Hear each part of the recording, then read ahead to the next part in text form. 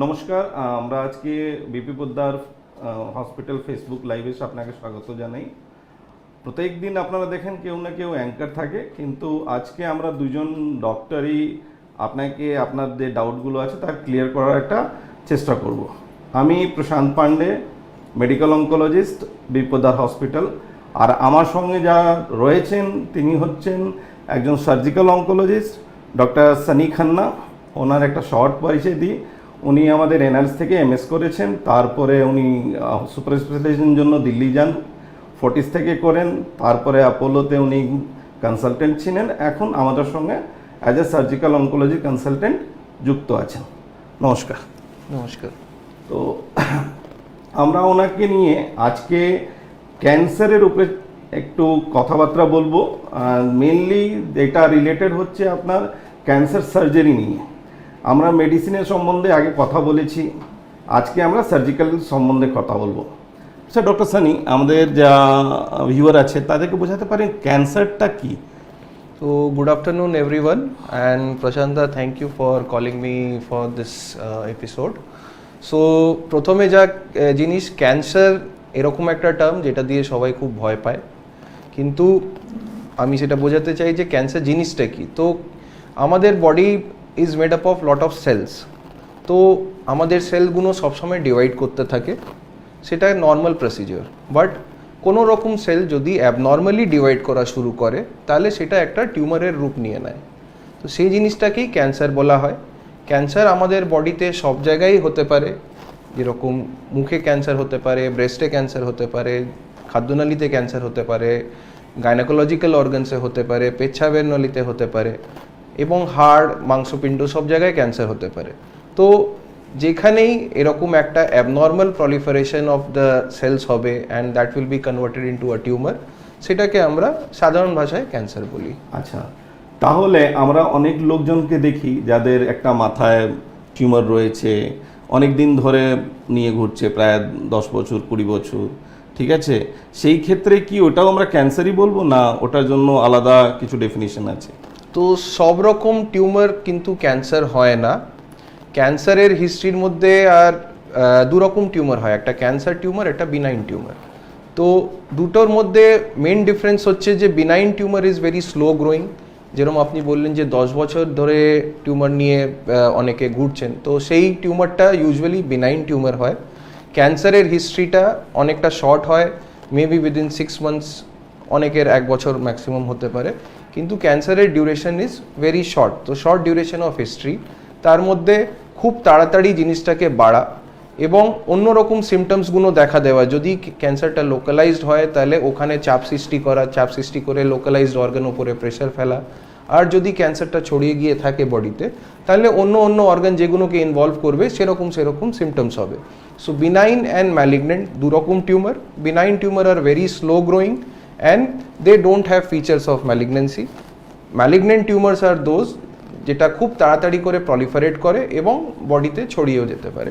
তার মানে উনি বলতে চাইলেন যে কথাগুলো, সেখানে বেনাইন টিউমারটা হচ্ছে যেটা লোকালাইজ থাকবে আর সেটা অন্য অর্গানে ছড়াতে পারবে না, ঠিক আছে? আর যেটা হচ্ছে ম্যালিগনেন্ট টিউমার, সেটা লোকালাইজ থাকবে না, ফাস্ট গ্রো থাকবে আর অন্য অর্গানগুলোকে ছড়াবার একটা সবসময় সম্ভাবনা থাকে, সেটাকে আমরা ক্যান্সার বলছি। আচ্ছা, আপনি তো সার্জারিতে আমরা ক্যান্সারের চিকিৎসায় এটা কী রোলটা দেখি? তো আমি যেরকম বললাম যে ক্যান্সার খুব তাড়াতাড়ি করে বাড়ে এবং শর্ট ডিউরেশন হিস্ট্রি থাকে। তো ক্যান্সার যখনই আমরা চিকিৎসা করা শুরু করি তখন তার 3টে জিনিস থাকে। একটা হচ্ছে ডায়াগনোসিস, একটা হচ্ছে স্টেজিং, আর তারপরে আমরা চিকিৎসাটা ডিসিশন নিই। তো ডায়াগনোসিস করার জন্য সবসময় একটা clinical examination by an oncologist, followed by a radiological examination either in form of CT or a MRI, যাই হোক না কেন, আর একটা মাংস টুকরো বায়োপসি করা ওই জায়গা থেকে। এইটা করে আমরা জিনিসটাকে এস্টাবলিশ করি যে হ্যাঁ, আমরা ক্যান্সার নিয়ে ডিল করছি। তারপরে এইটা জানতে হয়, যেরকম আমি বললাম যে ক্যান্সার বডিতে অন্য জায়গায় ছড়াতে পারে। তো তার জন্য আমাদেরকে পুরো বডির ইমেজিং বা এটা জানতে হয় যে বডিতে কোথায় কোথায় সেটা আছে। সেটা করার অনেকগুলো পদ্ধতি রয়েছে। তার মধ্যে একটা হচ্ছে পেট সিটি স্ক্যান, বা অনেক রকম ক্যান্সার আমরা সিটি স্ক্যান অ্যাবডোমেন বা এমআরআই বা ইউএসজি বোন স্ক্যান, অনেকগুলো পদ্ধতি রয়েছে যেটার মাধ্যমে আমরা স্টেজ করি। তারপরে যদি দেখা যায় যে ক্যান্সারটা লোকালাইজড আছে, মানে লোকালাইজ মানে যেই অর্গান থেকে শুরু হয়েছে সেখানটাই আছে, বা একটুখানি যেখানে আশেপাশে যে গ্ল্যান্ডস হয় যেটাকে লিম্ফ নোডস বলা হয় তার মধ্যে গেছে, তাহলে সেখানে আপফ্রন্ট সার্জারি বা কিমোথেরাপি দেওয়ার পরে, যেটাকে বলা হয় neo adjuvant chemotherapy followed by সার্জারির রোল আছে। এবার সার্জারির রোল মানে হচ্ছে যে সবসময় টিউমারটাকে বাদ দেওয়া এবং তার সাথে একটা মার্জিন নেওয়া। মার্জিন মানে হচ্ছে যেখানে টিউমারটা আছে তার থেকে কিছু দূরত্বতে আমাদেরকে টিউমারটাকে কাটতে হবে। সেটা সব ক্যান্সারের ক্ষেত্রে আলাদা আলাদা আছে। ইউজুয়ালি 1 সেন্টিমিটার মার্জিন নিয়ে আমরা মোটামুটি ওটাকে কাটা হয়, এবং তার সাথে যেটা আমি বললাম যে লিম্ফ নোডসে ছড়াতে পারে, তো তার ড্রেনিং যে ফার্স্ট লিম্ফ নোড চ্যানেলটা আছে সেখানকার ডিসেকশন করতে হবে। আচ্ছা, এই আপনাকে একটু মধ্যিখানে আবার ফেরত নিয়ে যাব। যেখানে স্টেজিং করলেন, আমি যখন ওপিডিতে পেশেন্টগুলো দেখছি এখন, সেখানে দেখছি অনেকগুলো পেশেন্ট যাদের বাইরে ওটি হয়েছে, তারা স্টেজিং মারফতে নিশ্চয়ই স্টেজিং করার একটা চেষ্টা করা হয়েছে, কিন্তু একটা সিম্পল ইউএসজি, একটা সিম্পল এক্স রে করে পেশেন্টটার ওটি হয়ে গেছে। তারপরে দেখা যায় না এটা ক্যান্সার আটে, আমরা যখন স্টেজিং করছি তখন দেখছি কি ছড়িয়ে রয়েছে। তো সেই জায়গায় আপনি কি বলতে চান পেশেন্টকে, কি না স্টেজিংটা একটা প্রপার গাইডলাইন ধরে স্টেজিংটা করতে হবে না, যেমনি চলছে একটা এক্স রে করিয়ে নিলাম, ইউজি করলাম, তার মধ্যে যদি দেখা না যায় ক্যান্সার, তাহলে মানে এটা লোকালাইজ মেনে তারপরে ওটি হয়ে গেল, সেই নিয়ে কিছু কমেন্ট করবেন?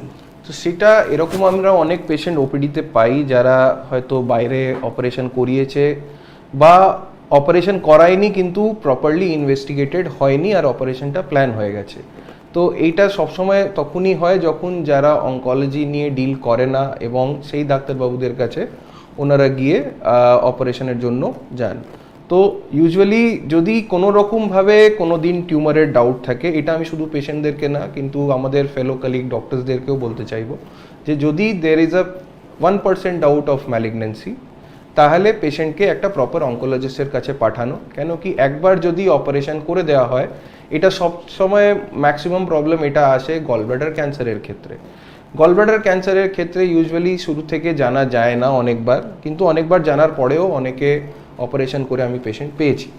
তো এটাতে কি হয় যে অর্ধেক অপারেশন হয় এবং তাতে পেশেন্টের ক্ষতি বেশি হয় ভালোর জায়গায়। আর অনেকবার এটাও দেখা গেছে যে স্টেজিং করাই হয়নি, কোনো রকম কোনো স্টেজিং করা হয়নি আর পেশেন্টের অপারেশন হয়ে গেছে। আর যখন আমাদের কাছে এসছে আর আমরা এই স্টেজিং করতে গেছি তখন দেখা গেছে যে জিনিসটা অলরেডি ছড়ানো ছিল, পেশেন্টের সার্জারির দরকার ছিল না, কিমোথেরাপির দরকার ছিল। তো যদি কারোর ইনভেস্টিগেশনে সেটা ইউএসজি হোক, সিটি হোক বা ক্লিনিক্যালি এক্সামিন করার পর যদি মনে হয় যে এখানে টিউমার হতে পারে, তাহলে একবার একটা সেকেন্ড ওপিনিয়ন অ্যাটলিস্ট অঙ্কোলজিস্টের কাছে নেওয়া উচিত আর নিজের ডাউটটা ক্লিয়ার করে নেওয়া উচিত in form of staging whatever workup any oncologist is advising you. You should undergo that investigation and followed by that only you should undergo any form of treatment. Again going back, just আপনাকে জানতে চাইবো আমি, এটা একটা আমরা মানে myth আছে আমরা দেখছি, আমি তো জানি এটা মিথ, কিন্তু আপনার মুখে এটা জানতে চাইবো কি লোগরা বলে যদি ছুরি লেগে যায়, কেটে যায়, তখন ক্যান্সারটা ছড়িয়ে যাবে, মানে there is a high chance of dissemination after even after biopsy also. তো সেই সম্পর্কে আপনার মন্তব্যটা কি? তো এটা অনেক বড় মিথ আর মানে it is not supported by any evidence. কোনো দিন কোনো রকম টিউমারকে বায়োপসি করার পর ছড়িয়ে গেছে এরকম দেখা যায়নি। বরঞ্চ আপনি বায়োপসি ছাড়া কোনো ক্যান্সারের চিকিৎসা, মানে কোনো ক্যান্সার বলতে চাইছি না কিন্তু ম্যাক্সিমাম ক্যান্সারের চিকিৎসা আপনি বায়োপসি ছাড়া করতে পারেন না। There are cancers which can be dealt without biopsy, like kidney cancer হলো, অনেক ক্ষেত্রে লিভার ক্যান্সার হলো বা প্যানক্রিয়াটিক হেড ক্যান্সার হলো, যেখানে আপনি based on the radiological features বা বায়োকেমিক্যাল কয়েকটা রক্ত পরীক্ষা করে এটা বোঝা যায় যে হ্যাঁ আমাদের ওখানে ক্যান্সার টিউমারের ডাউটটা অনেক বেশি আছে, তো পেশেন্টের ক্যান্সারের চিকিৎসাই লাগবে। কিন্তু ম্যাক্সিমাম ক্ষেত্রে যেগুলো যেরকম সুপারফিশিয়াল টিউমার, আর আমাদের এই পার্ট অফ দ্য কান্ট্রিতে most common that is head neck tumour বা ব্রেস্ট টিউমার বা খাদ্যনালীর টিউমার, সব জায়গায় কিন্তু বায়োপসি ছাড়া কোনো দিন ক্যান্সারের চিকিৎসাতে এগোনো উচিত না। এবং কোনো রকম ক্যান্সারের চিকিৎসা, যেটা কিমোথেরাপি হতে পারে শুরুতে বা রেডিয়েশন থেরাপি হতে পারে, কেউ কিন্তু বায়োপসি ছাড়া আপনাকে সেই ট্রিটমেন্ট করতে পারে না। কেন কি সবসময় একটা 5% চান্স বা আপনি 10% চান্স ভেবে নিন যে হয়তো সেটা নন ম্যালিগনেন্ট বা অন্য রকম কোনো রোগ হতে পারে যেটা হয়তো ক্যান্সার নয়, কিন্তু সেটার অন্যরকম কোনো চিকিৎসা লাগবে। হ্যাঁ, যেমনি তো ক্যান্সারে আমরা টিবি দিয়ে একটা, হ্যাঁ টিবি বা নিয়ে ডাউট থাকে, বা peritoneal- IgG4 রিলেটেড টিউমার্স গুলো Tumors, থাকে, সেগুলো অনেকবার ম্যালিগন্যান্সি মিমিক করে, বাট সেটা ম্যালিগন্যান্সি থাকে না। তো সেই জিনিসটার জন্য biopsy is a must. Biopsy কোনোদিন ক্যান্সারটাকে ছড়ায় না, বরঞ্চ ট্রিটমেন্ট করতে হেল্প করে। আচ্ছা, এখন তো as there is a progression in the science, okay, scientific intervention, science, newer technology are coming out day by day, তো সেইখানে আপনি সার্জারির মধ্যে নতুন মডেলিটিস যেটা এসছে, যেটা পেশেন্টদের ক্ষেত্রে যদি আমরা বলি কি ভালো দিকে হবে, লেস সার্জিক্যাল ইনসিশন হবে, ঠিক আছে, সেই সম্বন্ধে কিছু বলতে পারবেন ক্যান্সারের ক্ষেত্রে? তো সব ক্যান্সারের ক্ষেত্রেই এখন একটা জিনিস এসেছে, দ্যাট ইজ মিনিমালি ইনভেসিভ, বা সেটাকে সাধারণ ভাষায় যদি বলতে হয় তাহলে মাইক্রোসার্জারি। মাইক্রোসার্জারি দুরকমভাবে করা যায় এখন। একটা হচ্ছে ল্যাপ্রোস্কোপিক মাধ্যমে, একটা হচ্ছে রোবোটিক্সের মাধ্যমে। রোবোটিক্স এখনও অনেক জায়গায় অ্যাভেলেবেল নয়, হয়তো মানে ওটার কস্টও অনেক বেশি আছে, এবং অনেক জায়গায় ইন্স্যুরেন্সে কভারও হয় না বলে রোবোটিক সার্জারি সবাই অ্যাফোর্ড করতে পারে না। কিন্তু laparoscopy surgery is widely available. Colorectal cancer মানে পায়খানাদ্বারের ক্যান্সার হলো, বা আপনার জরায়ু ক্যান্সার হলো, বা আপনার লাংসের ক্যান্সার হলো, বা ফুড পাইপের ক্যান্সার যেটাকে ইসোফেগাসের ক্যান্সার বলা হয়, সেই সব জায়গায় কিন্তু এখন ল্যাপ্রোস্কোপির রোল আছে, এবং অনেকগুলো অ্যাডভান্স সেন্টারে কিন্তু এগুলো ল্যাপ্রোস্কোপিতে করা হচ্ছে। আর এটা দেখা গেছে যে ওপেন সার্জারি থেকে ল্যাপ্রোস্কোপিক সার্জারিতে বা রোবোটিক সার্জারিতে outcomes of patient has been better, because ওদের হসপিটাল স্টে কমে যায়, ওদের ঘায়ের সাইজটা কমে যায়, ব্যথাটা কমে যায়। তো হসপিটাল স্টে কমলে কি হয়, যে ইনফেকশনের চান্সেসগুলোও কমে যায়। তো এই জিনিসগুলোতে পেশেন্টের রিকভারি প্রপার হয়, এবং পোস্ট অপ পিরিয়ডে যে আমাদেরকে অ্যাডজুভেন্ট ট্রিটমেন্ট মানে যে সার্জারির পরে কিমোথেরাপি বা রেডিয়েশন থেরাপি দেওয়ার যে কথা, মানে সবসময় ওটা আইদার 4 to 6 উইক্সের মধ্যে থাকার কথা ম্যাক্সিমাম ক্যান্সারসে, তো সেটা দেওয়ার প্রবাবিলিটি বেড়ে যায়। ওপেন সার্জারি করতে গেলে অনেকবার এটা দেখা যায় যে উন্ড ইনফেকশনসগুলো বা অন্যরকম কোনো প্রবলেম হলো, সেইটা পেশেন্টের হসপিটাল স্টে বেড়ে গেল।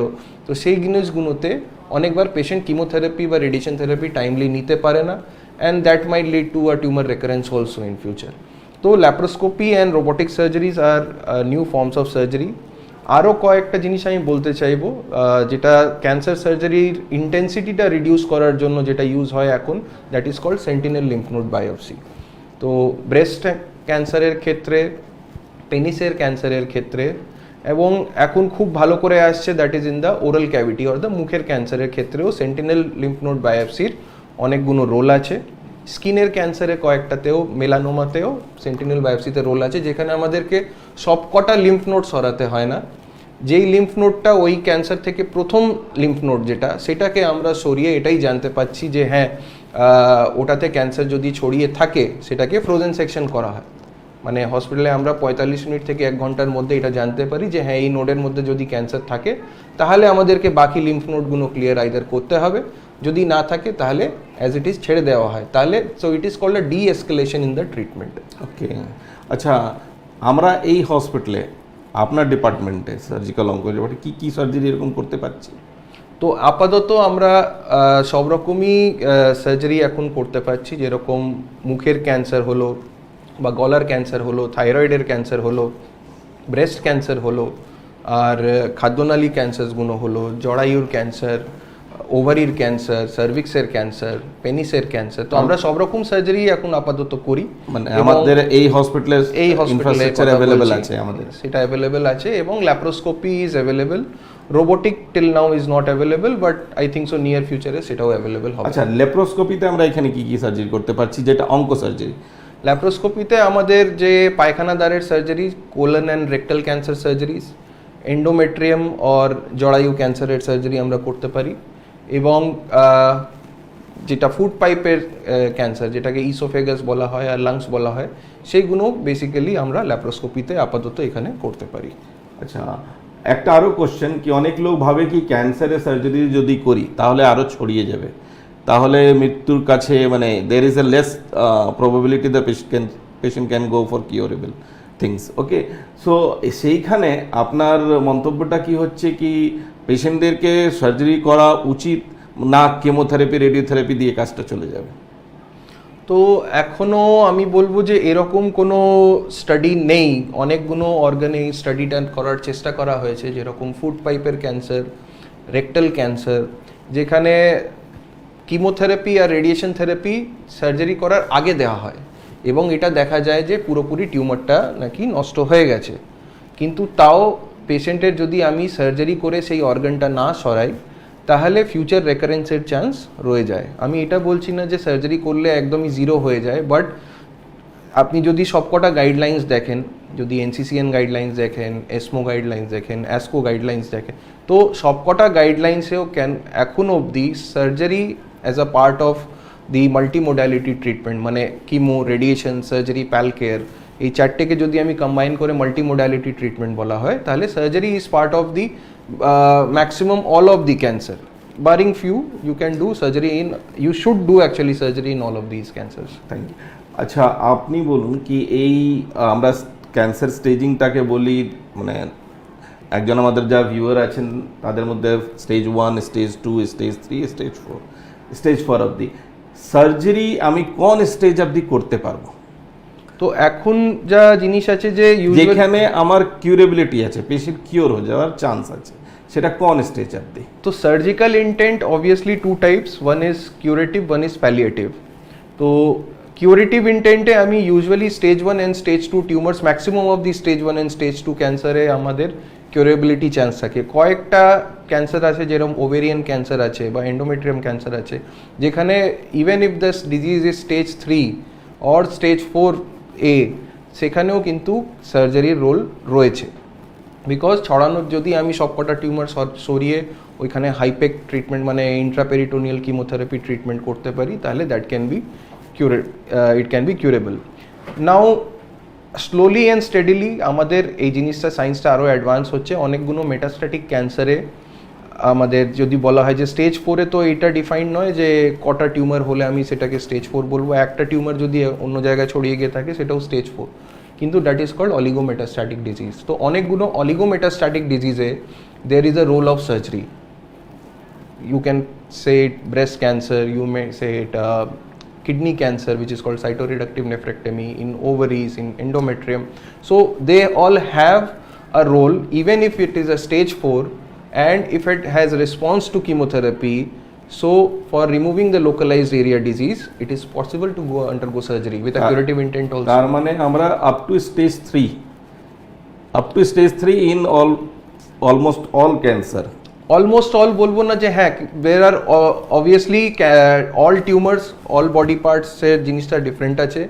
এখন এই কম টাইমের মধ্যে আমরা সব ক্যান্সার এক্সপ্লেন করতে পারবো না, কিন্তু কয়েকটা ক্যান্সার ডেফিনেটলি আছে যেখানে স্টেজ 3-তেও আপনি অপারেট করতে পারেন এবং স্টেজ 4-এও অপারেট করতে পারেন। না, কিউরেবিলিটি ইন্টেন্ট নিয়ে যেরকম ওভারিতে definitely we can go for a curative intent if we can remove all the disease, and maybe in some cases we can হাইপেক যদি আমরা অ্যাড করতে পারি, তাহলে ব্রেস্ট ক্যান্সারে আমরা আপ টু স্টেজ 3-তে চলে যেতে পারি। ব্রেস্ট লাং ক্যান্সারে আমরা 3A থাকলে করতে পারবো, 3C থাকলে বা B থাকলে, BC-তে থাকলে করা যায় না। তো আমার মনে হয় সাধারণ লোকজন এই স্টেজ পুরোটা বুঝবে না। তো আমরা এটাই সাধারণভাবে রাখি যে আমরা যদি স্টেজ করি, তো স্টেজ করার জন্য আমাদেরকে 3টে জিনিস দেখতে হয়। ওয়ান ইজ টিউমারের size, one is whether the nodes যেটা আমরা বলছিলাম, আর ডিজিজটা কোথাও গেছে কিনা, TNM স্টেজিং। তো সেই TNM স্টেজিং দিয়ে 3টেকে যদি কম্বাইন করা হয় তাহলেই স্টেজ 1, 2, 3, 4 ডিসাইড হয়। স্টেজ 1-এ জেনারেলি টিউমারটা ছোট আছে, নোডসে যায়নি।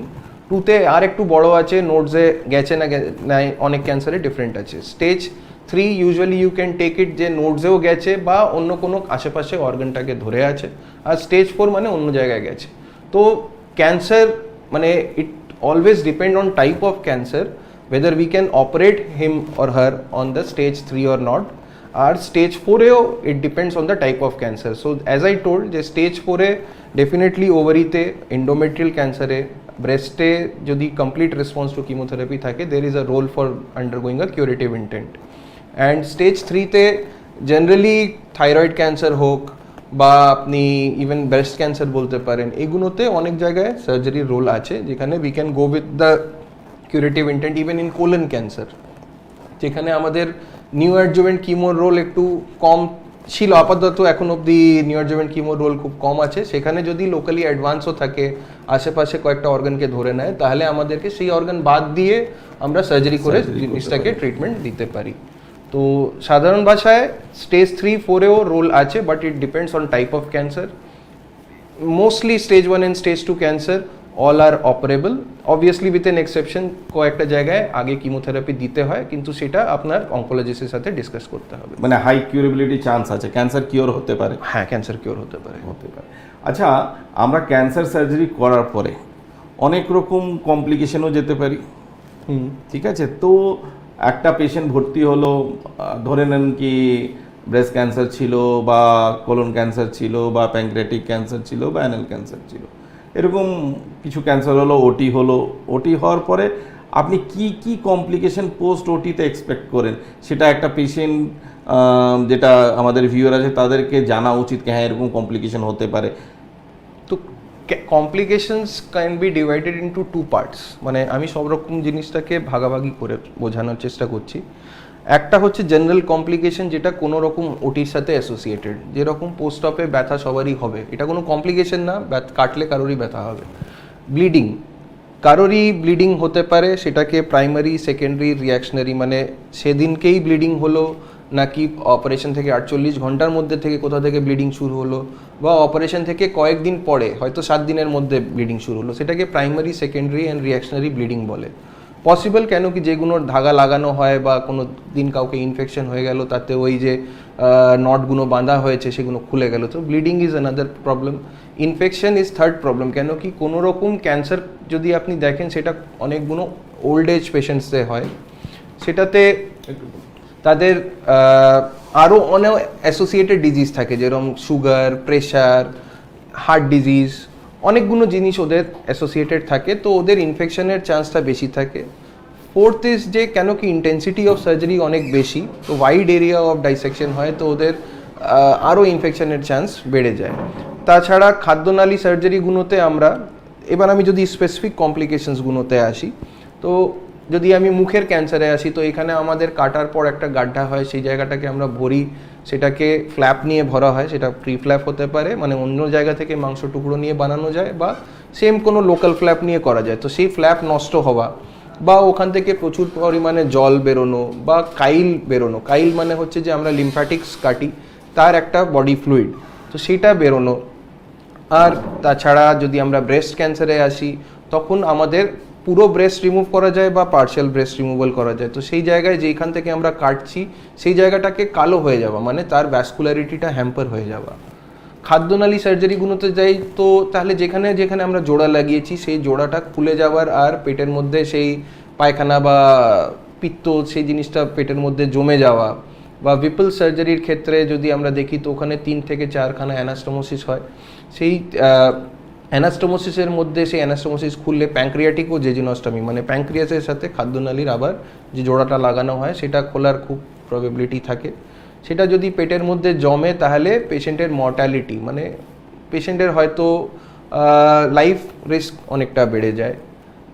আর তাছাড়া আরও অন্যরকম ক্যান্সার্সের সাথে কমপ্লিকেশন আছে, that is one of the very common and মানে কি বলবো ভেরি ড্রেডফুল কমপ্লিকেশন, যেটা সার্জারির সাথে রিলেটেড নয়, সেটা ক্যান্সারের জন্যই হয়, যে পেশেন্টটা হাইপার কোয়াগুলেবল হয়ে যায়, মানে রক্তটাকে শুকিয়ে যাওয়ার চান্সেস অনেক বেড়ে যায়, পায়ে রক্তগুলো জমে যায় এবং সেটা সেখান থেকে একটা রক্তের টুকরো এসে হয়তো লাংসে চলে এলো, যেটাকে আমরা পালমোনারি এম্বোলিজম বলি। তো DBT with pulmonary embolism is one of a very bad complication. তাছাড়া হার্টের দিক দিয়ে অনেকে মানে মানে ওল্ড এজে ক্যান্সার হওয়াতে অনেকের হার্ট সুস্থ থাকে না, তাদের অপারেশনের টাইমে বা অপারেশনের কয়েকদিনের মধ্যে এএমআই, যেটাকে বলা হয় হার্ট অ্যাটাক সাধারণ ভাষায়, সেটা হতে পারে। বুকের মধ্যে জল জমা, কেন কি যত বড় কাট লাগবে নিঃশ্বাস নিতে অনেক সবাই পারে না, সেরকমভাবে মানে নিঃশ্বাস নিতে কষ্ট হয়, এবং ভালো করে যদি নিঃশ্বাস না নেওয়া হয় তাহলে লাংসগুলো কোল্যাপস করে, আর সেই স্পেসটা যে ক্রিয়েট হয় তার মধ্যে জল জমে যাওয়া, সেটাকে বলা হয় প্লুরাল এফিউশন বা এআরডিএস বা অন্যরকম নিউমোনিয়া। তো এই সব কমপ্লিকেশনস অপারেশনের সাথে যুক্ত আছে। আমি কাউকে ভয় পাওয়াতে চাই না, কিন্তু সব সার্জারির কিন্তু আলাদা আলাদা কমপ্লিকেশনস আছে। সেটা যখনই কোনো সার্জনের সাথে আপনি বসবেন, তো ও ডেফিনেটলি আপনাকে সবকটা স্পেসিফিক কমপ্লিকেশন আর জেনারেল কমপ্লিকেশনস ডেফিনেটলি এক্সপ্লেন করবে।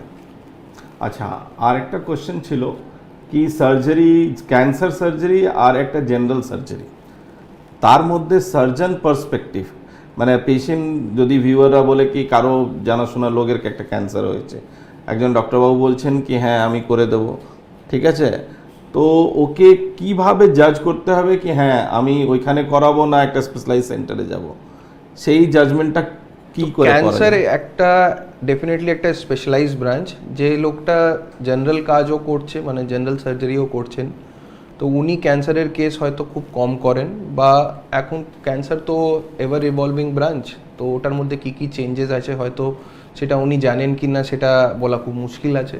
তো ideally patient should go to a cancer centre, যেখানে স্পেসিফিক্যালি লোকজন ক্যান্সার নিয়েই ডিল করছে, তারা আপনাকে রিসেন্টলি এখন কি অ্যাডভান্সেস আছে সেই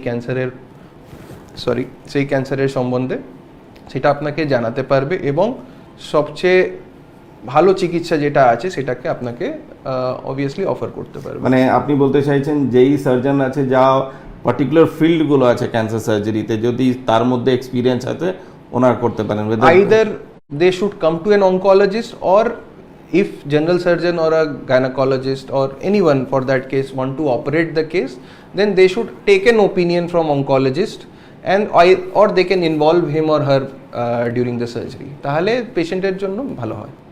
এতক্ষণ আপনারা সার্জিক্যাল অঙ্কোলজির সঙ্গে ডক্টর সানি খান্নার সঙ্গে যেই কথাগুলো শুনলেন, ডায়াগনোসিস, স্টেজিং, কিছু myth, type of surgery, laparoscopic surgery, যেটা ওপেন কনভেনশনাল সার্জারি, তারপরে তার কমপ্লিকেশন, সবার সঙ্গে আমরা ডিসকাস করলাম। উনি খুব ভালোভাবে এভরিথিং এক্সপ্লেন করলেন আমাদেরকে। আশা করি আপনারাও ভালো করে এটা মানে বুঝতে পারলেন। এইবার আমরা এই যে এই হসপিটালে সার্জিক্যাল অঙ্কোলজি আর মেডিকেল অঙ্কোলজি ভালো করে চালাচ্ছি। ইন ফিউচার আমরা রেডিয়েশন মেশিন নিয়ে আসছি, উইদিন 3 to 4 মান্থ আশা করি আমাদের মেশিন চলে আসবে। তখন আমরা রেডিয়েশন অঙ্কোলজিস্টকে নিয়েই কথাবার্তা বলবো, আর তিনজনই medical oncologist, radiation oncologist, surgical oncologist নিয়ে এক সময় কেসগুলোও ডিসকাস করব। থ্যাংক ইউ ভেরি মাচ, নমস্কার।